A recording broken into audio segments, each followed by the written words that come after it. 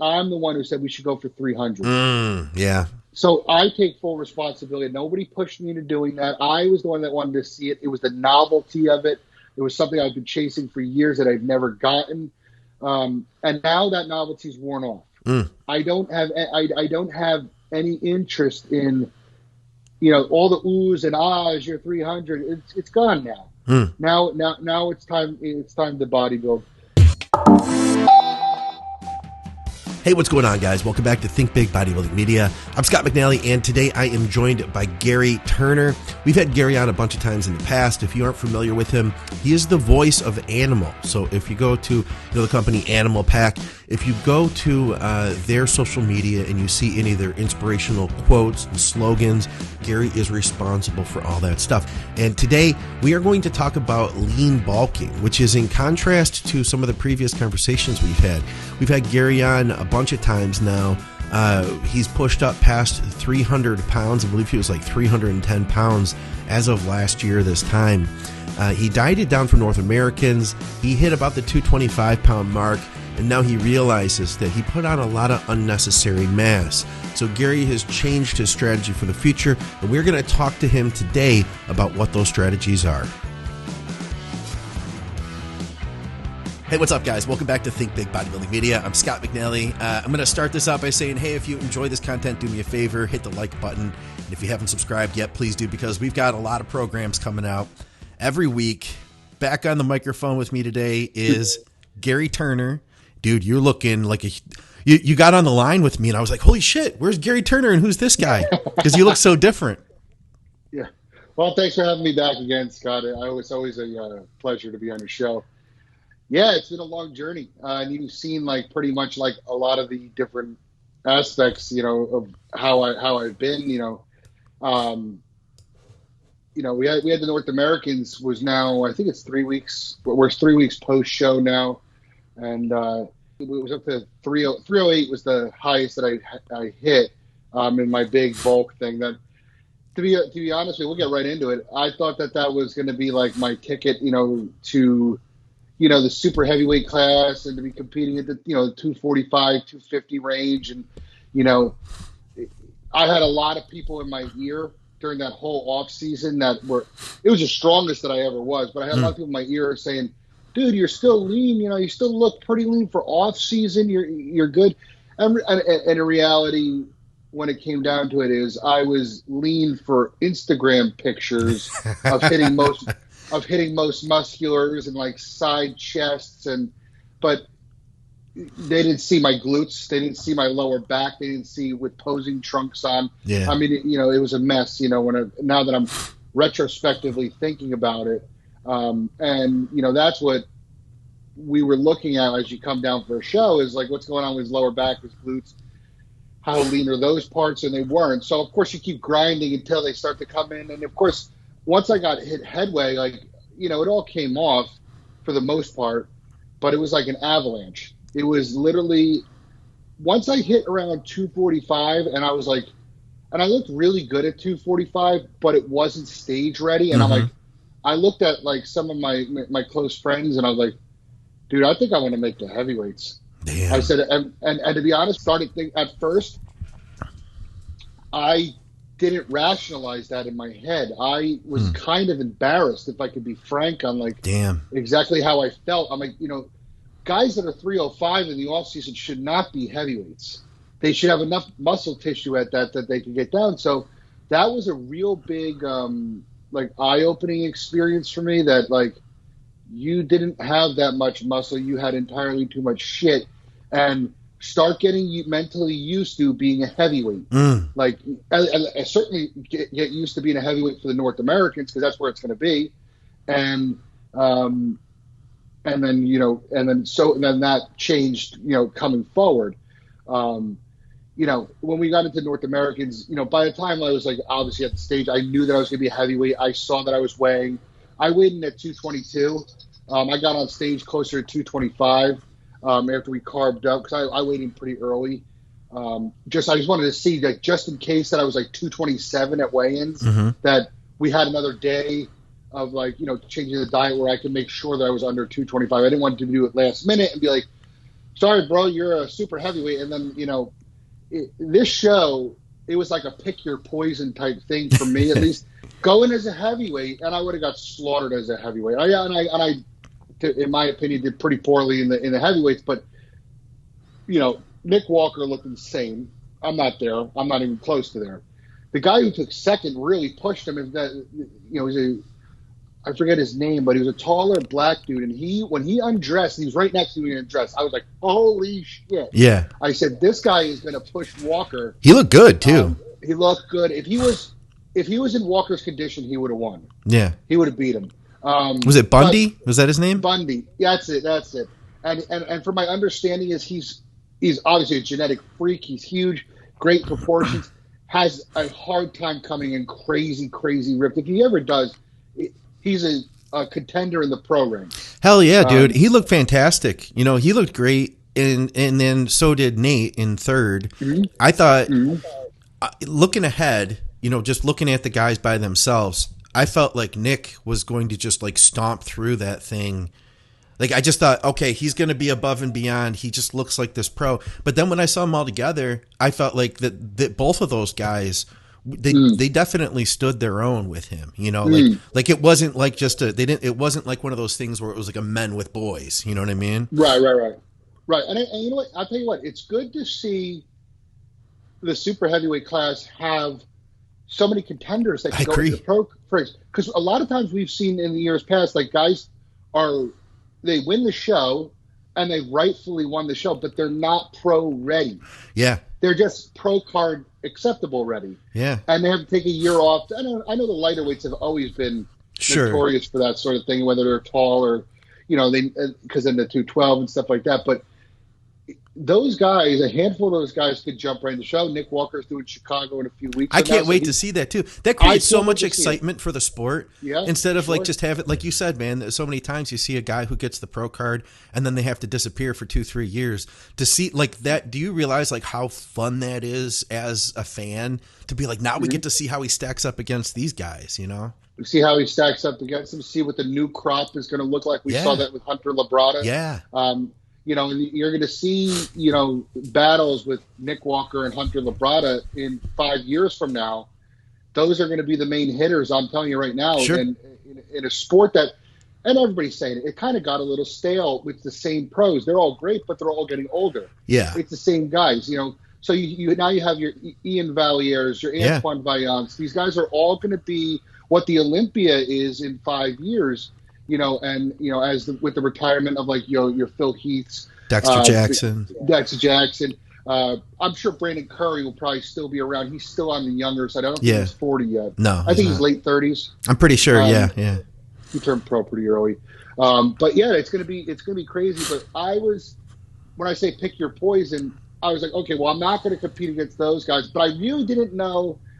I wasn't researching who was in the heavies. Yeah. I knew Janowitz was going to do it. I knew he's always tough. Yeah. I knew Martin Fitzwater was doing it. I know he was always tough. And he's been very close before. So is Janowitz. Those two I expected to be, of course, heavy hitters. But when we got backstage, it was like mayhem. So I don't even know why they couldn't have the audience, because there was definitely the state said you can only have 100 people. There was definitely more than 100 people backstage. With no masks, not that I care. I wasn't going to wear one. If they told me you didn't have to wear masks, I wasn't going to wear them. But there was a lot of people back there. So they go, heavyweights, get ready, or like the middleweights are on, like start pumping up, and like 30 of us stood up. Holy crap! I was like, ooh, this is a fucking big class, man. It's been a while since I've been in a real class, and it's great. That's great for the sport. Yeah, I've been to junior nationals where there's 8 heavyweights. Yeah, I've seen you. I saw you at junior nationals with like 8 guys. That's not cool. And I understand that's the junior level, and this is the North Americans where everybody wants to be, so it's different. But it's been a long, long time since I've been in like a 20 plus, almost 30, where you're going to have like 4 call-outs. Yeah. So the last time, honestly, I've been in a class like that where that was that deep was at 2013 Junior Nationals, and there was 4 call-outs. Nice. So it was my first national show, so I was just like figuring out what was going on there. Yeah. But they called them, and I looked around. I'm like, every one of these guys are legit. There was no like, what the fuck is this guy doing here type thing. Yeah. So I said, I'm going to have to outpose. And I worked on posing between my qualifier and the North Americans. It was 2 weeks. I had my buddy Frank Manarino, who's another bodybuilder. He's actually posed with Dareem Charles. Okay. When he was in Florida. So he knew like how to run a posing practice. So he put me through every night from the next day of the qualifier all the way to the show with posing conditioning. So there was times that we were holding poses for like almost a minute. I mean, profusely sweating. So I was ready for it. I said, I'm going to have to excel on that. I'm going to have to excel with conditioning and hope that they just like my look. It didn't go my way. They called out 4 in the first call out. It was like Martin Janowitz, one other guy, and Anthony Spencer, and they were like, they were head and shoulders above the class. And I ended up coming out in the third call out. So I guess they look positively. At least I wasn't in the fourth call out. There you go. Yeah. So, let me hold on to something there. But like, long story short, like I was upset when I got off stage. After speaking with Palumbo, like, the things that need to change, I calmed down and like I cleared my head and I was like ready to go for like Monday again. Of course you were. Yeah, I was like ready to go. I trained on Monday, of course. But it was a very big learning experience. Yeah. I'm not the first or last guy who's gonna go to that level. That's gonna have that same thought process or experience. So, and Dave said it from the beginning. He goes, "You're not getting that," because I'm training with him in the off season as well. Good. Okay. I didn't last time. When I was heavy, Dave said, "You're not getting that heavy. You're not even going to get close to that heavy. You're going to have to stay lean." Yeah. And he goes, "You have all the muscle for a heavyweight category at that level. So it's not like I could say you just need to get bigger."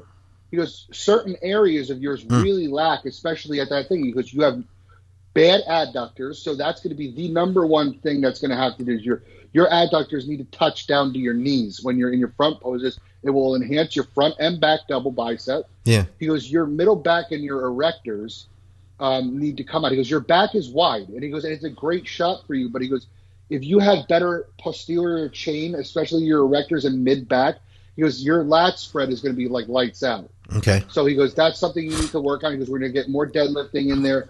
And he actually has been having me send videos of back training where he's not held back on me. The other day he said, "You have no range of mobility." And now today I went and did yoga. Okay, so no kidding. He sent me to yoga, which was an experience in and of itself. There was 50-year-old soccer moms in there doing the poses right, and I was sweating profusely all over the mat. Like, yeah. I was like trying to. I hung okay, but like, it is not easy, and it is not a sissy thing to do. Yeah. So I'm excited to see how that works out because I need to be much more flexible. And then what the other thing he said is like, if you stay lean in your off season without having that avalanche prep, and drop from say just arbitrarily 255 to 225. Your prep is not going to be chaotic and catastrophic. He goes, your look will be so much better. You'll be twice as full. Yep. Probably look twice as hard. And he goes, and it's everything that it should be, pending that you brought the areas that you needed to bring up. He goes, your legs are still behind, which we knew. They were better than they were 2 years ago. My training's a lot better, but they're not a strong point. It's still like I said, from the side, they're okay. Yeah. I have a good ham drop in the side chest and side tricep. It's from the front where they need to be beefier. So, we just go back to the drawing board on that. But the biggest thing is you cannot get that far out of shape and then expect to start a prep. Maybe some guys can do it, but it just doesn't work for me.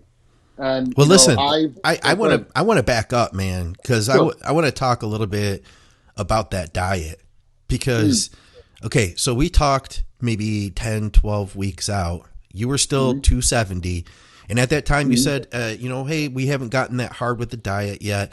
You said, but, I know people who've worked with Dave. I've talked to friends, and I have a feeling it's going to be about 8 weeks out. He's going to pull the trigger. And so we know you're holding around 270, 265 maybe at 10 weeks out from the show, 8 weeks out from the show. What the hell was going on in Gary Turner's life between that 8 weeks out to that 2 weeks out, because you literally lost 50 plus pounds.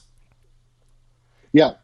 And that's what it looked like. If you saw every check-in, we're talking about, there were times that I would lose 5 pounds in 3 days. And I would report that, of course.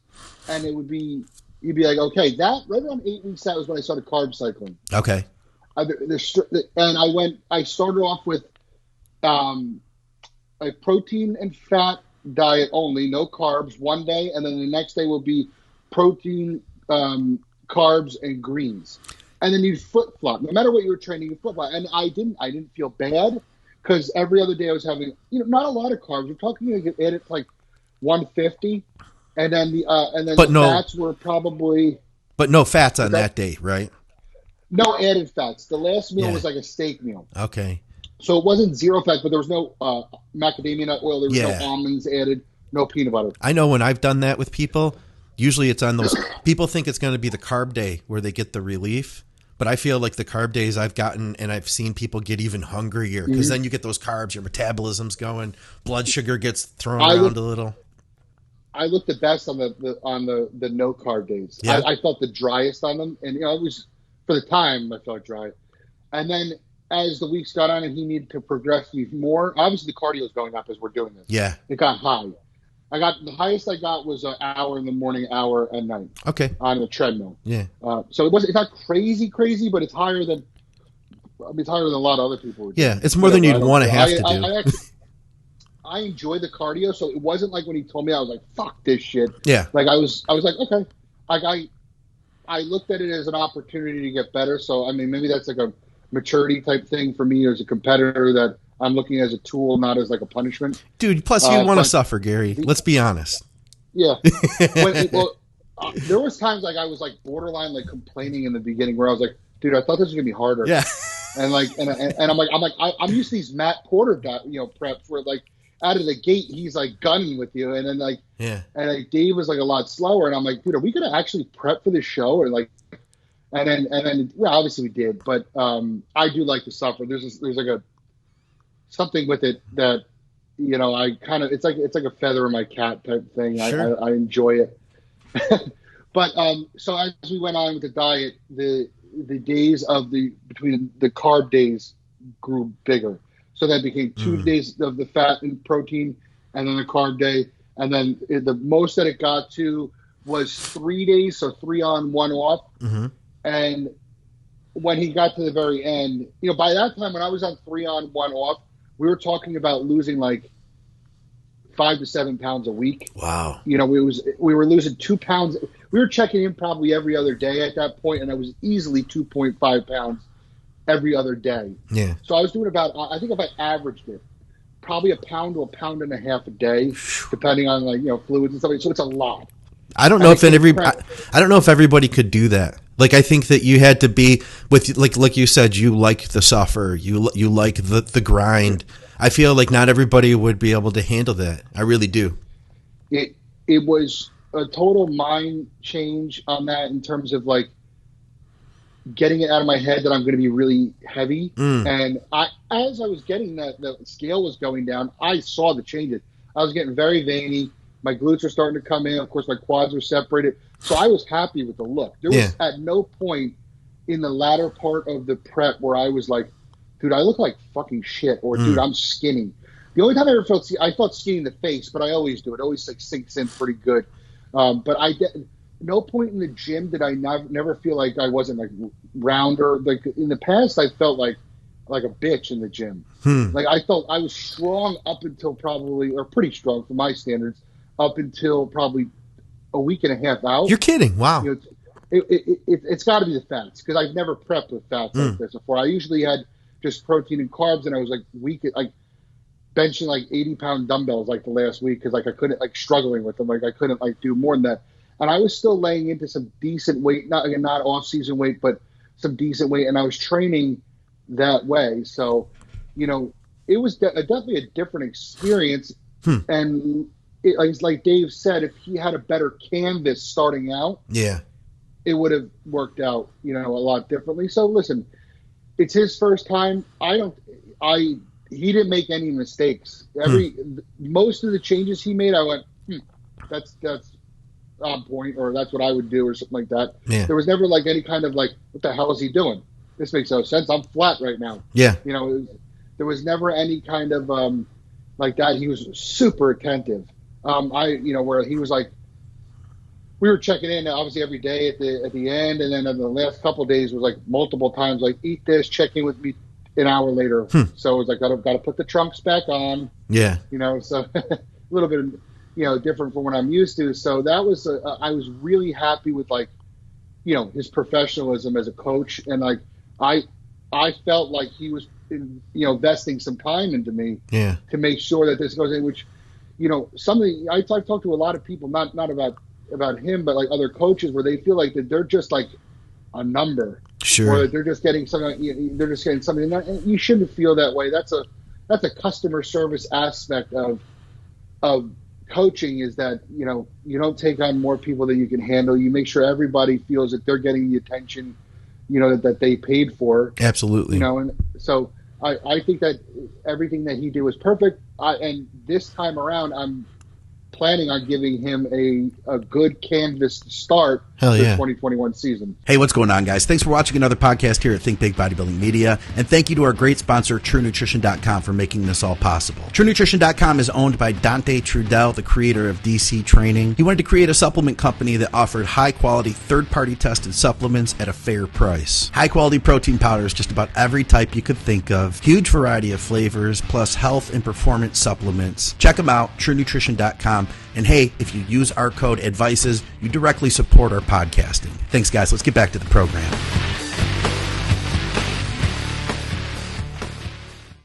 Hell yeah, man. So you're not going to push up too heavy now. And man, it's such a different mindset than before. I almost feel like, you're an outspoken guy. You've been on our show. You've talked about this. I've seen you talk about it on social media. You've hosted your own podcasts and stuff that, you share your ideas and you're happy to do that.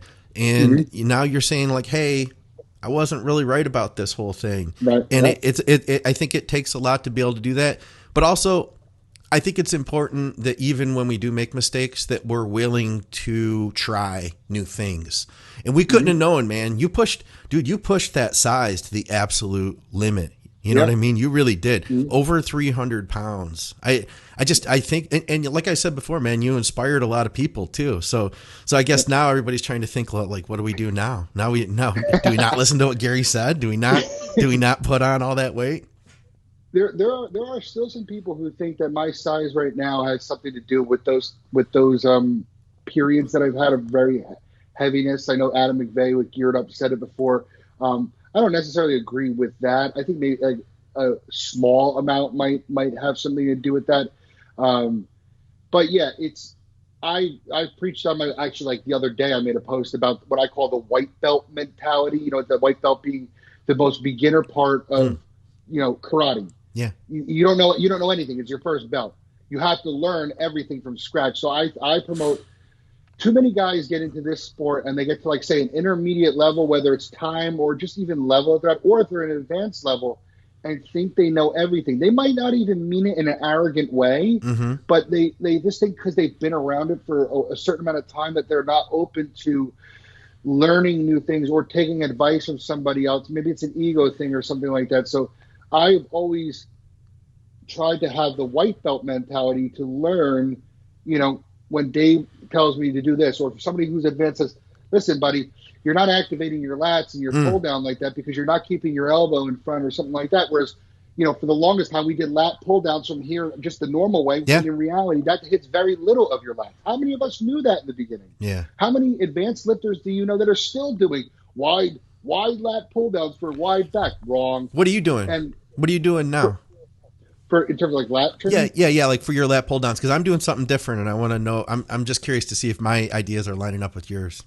I'm doing my gym has the Prime handles, Prime Fitness handles.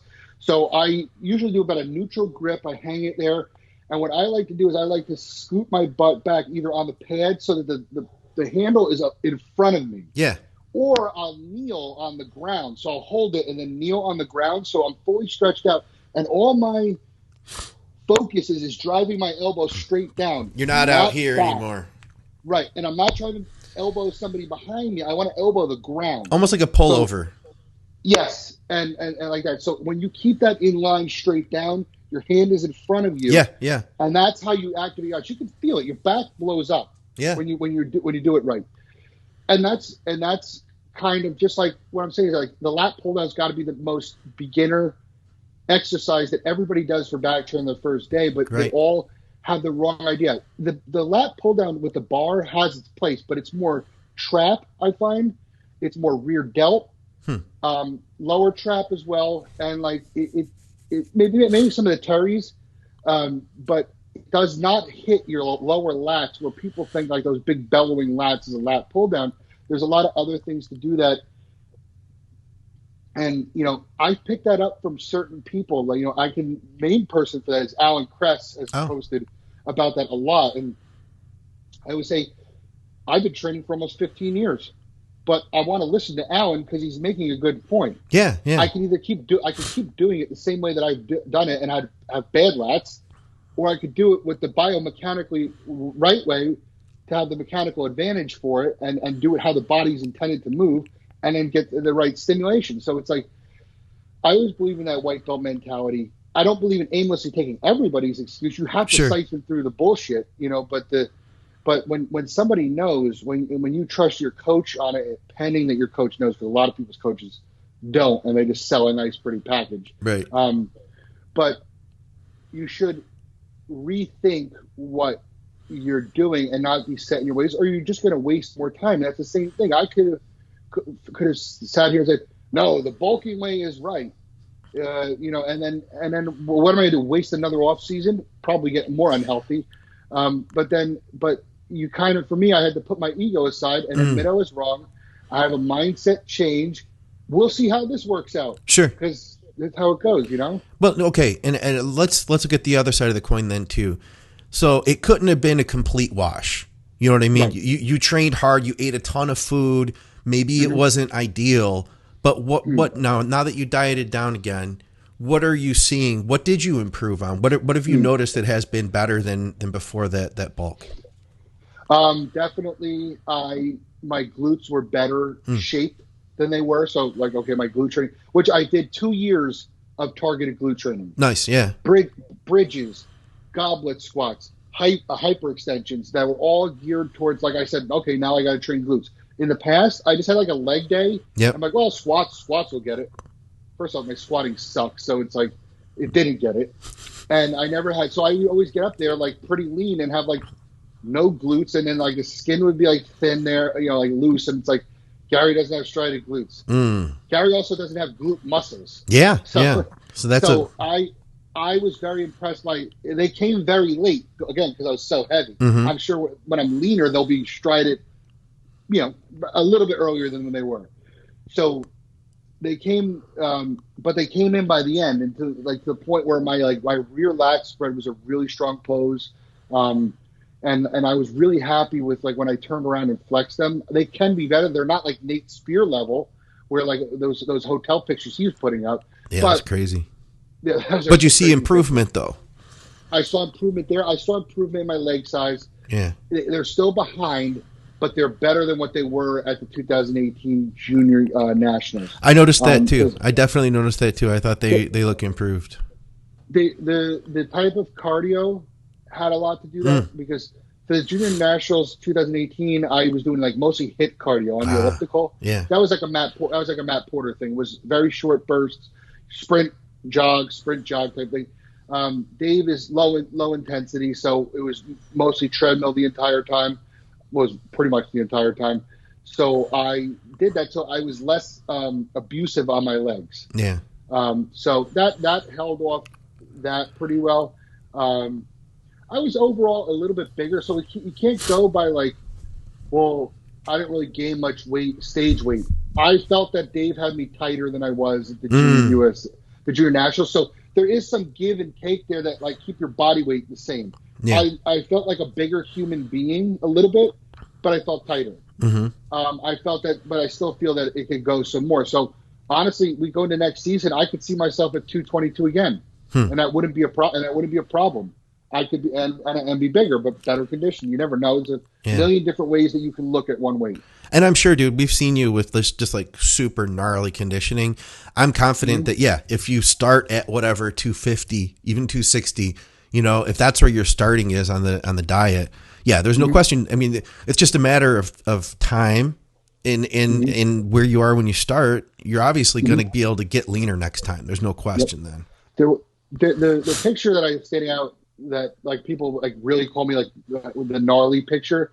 It was in the middle of the 2017 show, and that I started at 250 and pretty lean, not crazy lean, but like very, very, very acceptable off-season shape at 250. And I came in and that show I was 213, and I remember my wife took it, and it was just like veins everywhere, and I obviously had little stilt legs, but it still was probably my best conditioning to date. So if my landmark that I'm trying, like 255 is my landmark to stay at, and I'm going to fight that. I don't want, like right now I woke up at 239.9. I've been that for like 2 weeks now. Okay. I've held 235 to 240 for about 2 weeks. Gained maybe like a pound or two either way. But I'm also cycled off completely right now. Okay. Dave has me cleaning out completely. I'm doing a PCT. I did HCG. I'm doing Clomid. No kidding. Right now. Yeah, I haven't done that in a while, and I know there's going to be a million people that are going to watch and go, he's nuts. He goes, he's going to feel like shit, or you're not going to make any. Listen, I'm going to try it. Yeah. I haven't done this since 2016. I've been, TRT'd. Yeah. Like everybody else. And I want to see if this theory of, and I don't know if it's bro science, but we're going to find out if the resensitization of androgen receptors is a bro science myth, or if it works, because I want to see how hard I react. Like when I come on, my plan to start in November 7th, which is 9 weeks post North Americans. Yeah. So I didn't do anything after North Americans. I went immediately into HCG. I don't feel bad. I still feel my strength is climbing. I keep a logbook now. That's like my new thing, is I'm like Dante Trudell, like writing down in the old school notebook. I'm looking back at the old workouts from last week. Okay, I need 13 reps on this thing here now. Nice. So is Dave encouraging that? He doesn't know about that, but okay. It's something I'm trying to. But I think that he would, and that helps me keep the volume down. I have a habit of being the guy who goes to the gym, and because I enjoy being there. Yeah. And clanging, and bang. We'll do 4 sets of that. We'll do 5 sets of that. Don't forget the pendulum squats, and it's I like to do it, and I have the perseverance to go through all that. Yes. Doesn't mean it's good for your physique. Yeah. Doesn't mean it's progressive. So I write it down, and then I'll look at it, and I'll consult with people. I go, you think this is too much volume? And they go, you don't need a feeder set for that. He goes, you're already warmed up. Just hit an all-out set. Do just a rest pause here, and then you should be good. And then they'll lower it, or they'll be like, yeah, it's good to go. So now I know how many sets, and then now I have established that so far, and now I'm just going to beat the logbook. And so far it's going good. Every workout, I feel very conditioned. I feel very full. And that's while I'm not taking it. I understand there's still gear in my system. It's only been 3 weeks. Yeah. There's still some got to be lingering around, not as optimal as 2 weeks ago. Sure. And red blood cells are going to be higher than they were still. So yeah. It's that 5 weeks to 9 weeks. Yes. That's when I think it's like 5 weeks when all your red blood cells will turn over. So it takes that long before all the excess is gone. So yeah, that'll be an interesting spot. But hey, listen, man, I mean, bodybuilding is a couple steps forward and a step back, right? So if you do take a half a step back or whatever, you know that you're not going to stay that direction. Right. And I like that I have that logbook, because I'm not expecting the logbook to keep climbing through as I'm cycling off. That's physically impossible. But if I can hold it or keep it close, that should be a good indication that what can happen when I finally do get on, and get moving again. And then, that starts the real push for the size. And then that's why I'm so concerned also with keeping my weight down. I don't want it at 255 right now, because I don't want to be 255 natural. and then spike up to 265, 270, and not like the excessive bullshit that it added on. What I want to do is I want to be a tight 240 and just stay where I'm at right now, and then move to 255 at full throttle with the gear, and then it should be nice come prep time in 2021. Yeah, I want to talk to some people who have, because there is a mindset out there. And I'm thinking of guys like, I'm gonna even say like Dusty. Dusty has been a guy where it's like he was able to continue pushing up, and some people can just push up and get heavier and it works, and then some people end up, where you ended up, where it was not optimal. It was not the best thing for you. Where's that middle ground? I don't know, man. Is there some people, I guess, that it's like, well, they're the genetic elite and the rest of us can't do that? I really don't know, I think there's a middle ground, and I know where it was. I looked in the off season pretty good, like decent off season condition at 270. And I remember I was training well. I was looking decent, not stage ready, not even like what I look like now. Yeah. But I looked pretty good, and I was the one, not my buddy who was helping me with my diet. He was giving me the diet and everything. I'm the one who said we should go for 300. Yeah. So I take full responsibility. Nobody pushed me into doing that. I was the one that wanted to see it. It was the novelty of it. It was something I've been chasing for years that I've never gotten. And now that novelty's worn off. I don't have any interest in, all the oohs and ahs, you're 300. It's gone now. Now it's time to bodybuild.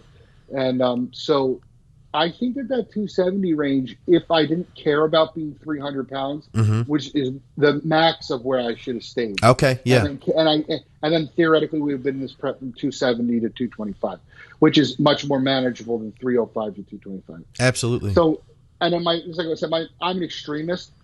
So as you can see, anything I do is like going one way or another. So now I'm like 255 is like ultra lean. Yeah, oh yeah. So it's like, do I have to stay at 255? Probably not, but that's me being neurotic, and it's not necessarily a bad thing to be too lean when you start your prep. Yeah. Things can be slower and everything will look nicer at the end. Yeah, yeah. Well, I'd love to keep up with you and hear, how things progress. If you're going to start pushing again in November, which I remember last November is when you started last November is when you started pushing again too. Last November. That's right. Yeah. And then you then you went up and you crossed, I think you were in the 290s, if I want to say so, right around there. Yep. I'll be curious to see how things go.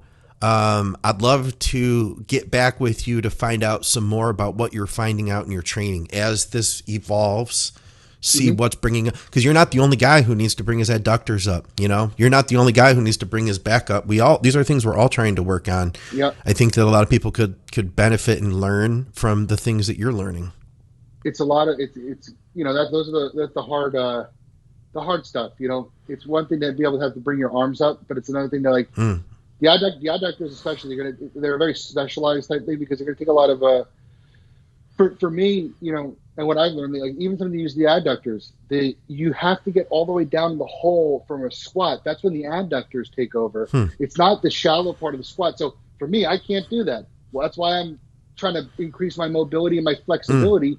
If you notice, guys that have crazy adductors or just great legs in general, and they've done it through squatting, and you look at their squat form, and they're just so limber. Their chest is upright, and they're coming straight down. Yeah. Their legs develop because of the way that they could squat because of their hip mobility. And the guys that didn't, like me, who have bad hip mobility, have had that my whole life as a young kid. I'm not a flexible guy. Didn't develop. Didn't make good mind-muscle connection with that. And now we're playing catch-up at 32 years old on now using our brain on how to make these things. Make this work. So, these are the things where it's going to come. It's going to be tricky, but at least I identified it, and we're going for it. Absolutely, yeah. That's something I've really been working on too. Is that I know I want to get. My goal is to get stronger, and in order to get stronger, I know that I have to. Basically, well, I do want to put on size, but in order to put on size, I want to get stronger. I think that's for me going to be the answer, but I need to use the best form that I can. So I started working on the same stuff, man. Hip mobility, ankle mobility.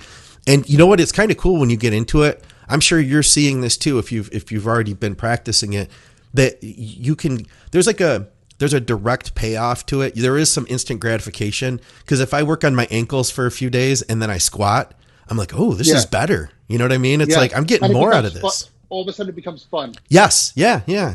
It really does. You know, I hated training legs until I discovered the hack squat. Okay. Like I knew about that, but I use the reverse bands and I try to overload that. Yeah. I enjoy that movement so much that leg day has become one of my favorites. And then of course my legs have grown. So of course when you have a good result in the gym, you like to do that. But if you had like little stick legs and like it looks like shit and it feels like shit, you're not going to want to do it. Yeah. So, you know, that was a good thing. Like you're saying, like when you also you make your ankles feel better. Yeah. You're going to want to go into this squat, you know, because you're going to feel good doing it. Yes. Yeah. So it's, you know, even the yoga has some instant payoff besides the long-term mobility. It can help me stay conditioned. When I tell you that I was sweating profusely all over this mat today, dude, I know. It was only 71 degrees. It wasn't some hot yoga where it was 110 degrees in there. And all these ladies were next to me, you know, on their own mats, and they're doing it just fine. I'm looking to see if the sweat's beating off them, and it's not. Yeah. And I'm literally on this pose on all fours, and it's just coming off. And I'm looking around like, this teacher probably thinks, because it's my first class, I'm like, this teacher probably thinks I'm like some kind of freaking weirdo sweating on the mat like this. And then, you know, but she knew I had spoken to her before about like why I was there and like, you know, what I was looking to do and stuff like that. So, but you know, I think that could help with some kind of conditioning. It's like a second cardio session. Yes. Yeah. Is that yoga class? I definitely burned calories while I was there. Oh, there's no question, man. It's brutal too. And I feel like just everything you get out of it. I did yoga for about a year, and I'm not doing it now. But when I got into it, man, I could tell, you know, like not only did it increase my flexibility, but I got more, I got just like better balance in my connection to my body. Like I felt like it was just, if all things you could just, it made like moving through the world a little bit easier. Yeah. I don't know how to explain it. And they make what they call a yoga towel. It's like the same size as your mat.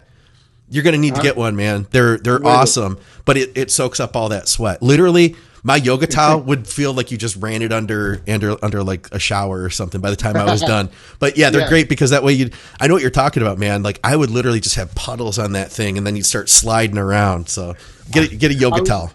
I was looking in the mirror and I had like sort of shorter shorts on. Yeah. And every quad vein was sticking out of my legs. And I was like, these ladies are going to lose their mind. I'm like, there's like this creature that just stomped through their Sunday morning class. Yeah. But you know, they were like, a few of them asked me like how I liked it and stuff like that. I'm like, I said I loved it. I said, but it's definitely difficult. It's going to take some practice. You know, to do it. There's certain I forget what it's called, but the one yoga pose where you go it's basically an ass to grass squat and you sit there like this. Oh God. I looked like a complete moron.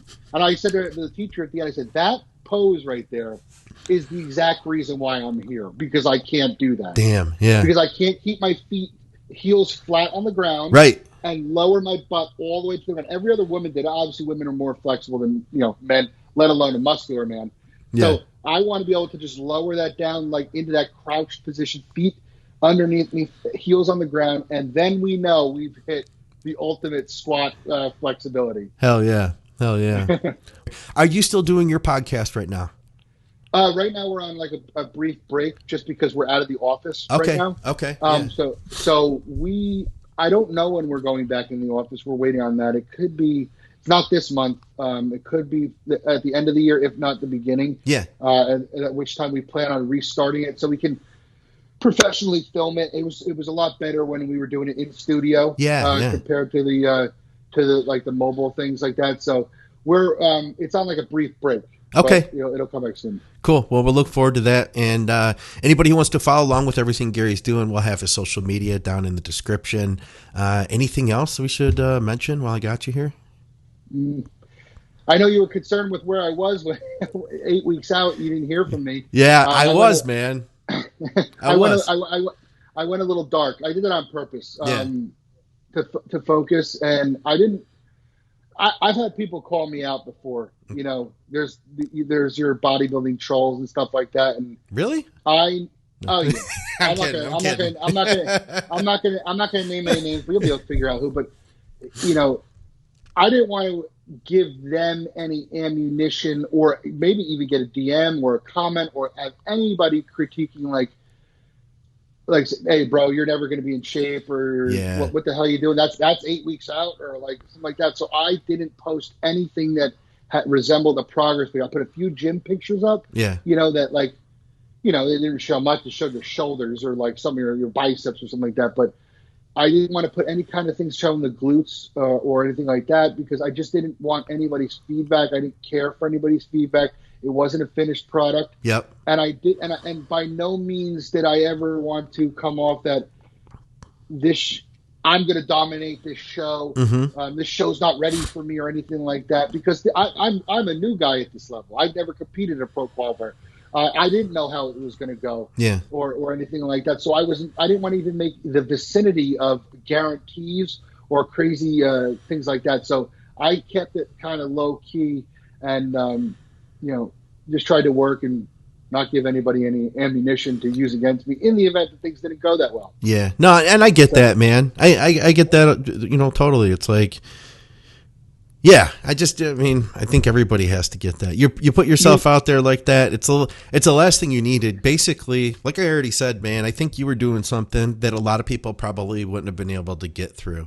Being able to push to the level that you had, other people would have cracked under that for whatever their own personal reasons were. Whenever we prep, if anybody who's really, really prepped and really pushed to their ultimate conditioning, it's a mind fuck. You're your own worst enemy. And I've seen a lot of people that have dropped out of shows because, their expectations were too high, or things didn't go the way they wanted them to. Something was different. It would have been very easy for you to pull out of that, man. And, you did what you had to do. So I totally respect that, Yeah, it's all a mental game. And I see guys that were good that pulled out. Sure. Oh yeah, absolutely. You're like, dude, if I look like this guy, I would be on cloud 9. But it's just some people's mental capabilities are a little bit different. That I call that a form of genetics in this. We always think genetics is like just shape or insertions. Keeping your mind sound and together, dealing with criticism, stuff like that is all a type of genetic that not everybody has. Some of even the best physiques don't deal with that or can't keep a sound mind. Sure. And that could be their downfall. Even Dorian said, he goes, if Flex Wheeler had my mental capability, he didn't even say work ethic. He said mental capability, he would have crushed me on stage. Wow. So like a lot of times I think like Flex Wheeler, I didn't like the way he looked.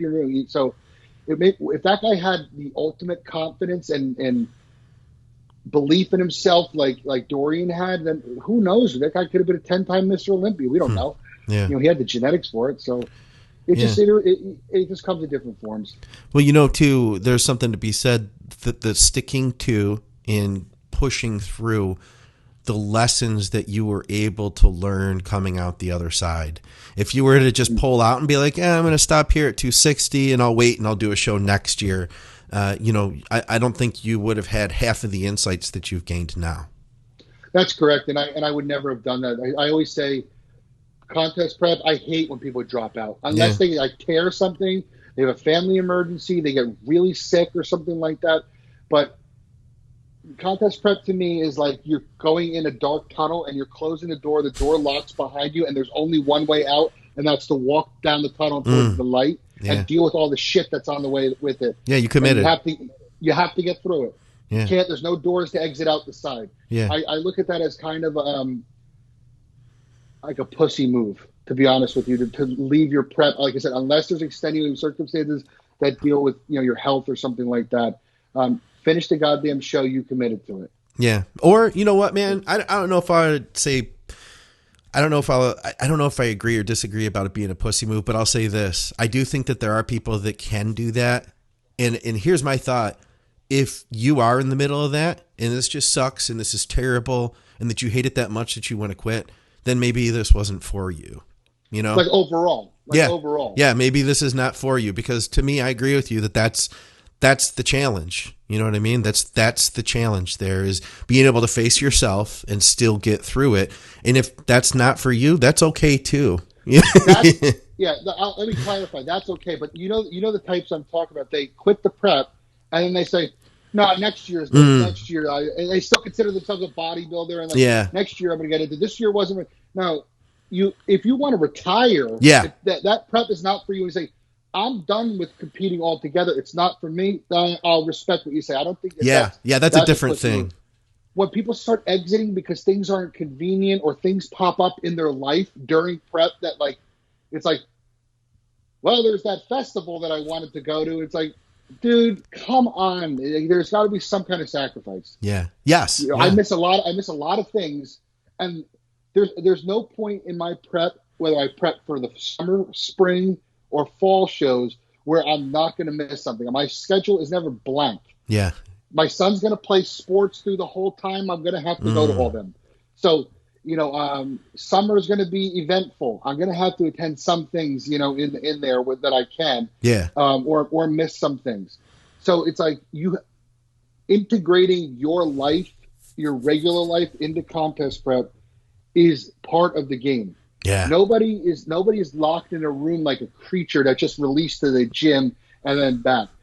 So to think that your circumstances are always going to be ideal where you could, now's the right time for me to do a show. I'd say, for me, pick the show and then fit the rest of your life in. There you go. Don't miss anything, but fit it in. Yeah. I'm with you, man. All right, let's get out of here for another episode of Advices Radio and Think Big Bodybuilding Media. I'm Scott McNally, and I'm here with Gary Turner. Thanks a lot, Gary. Appreciate you, brother. Thanks for having me.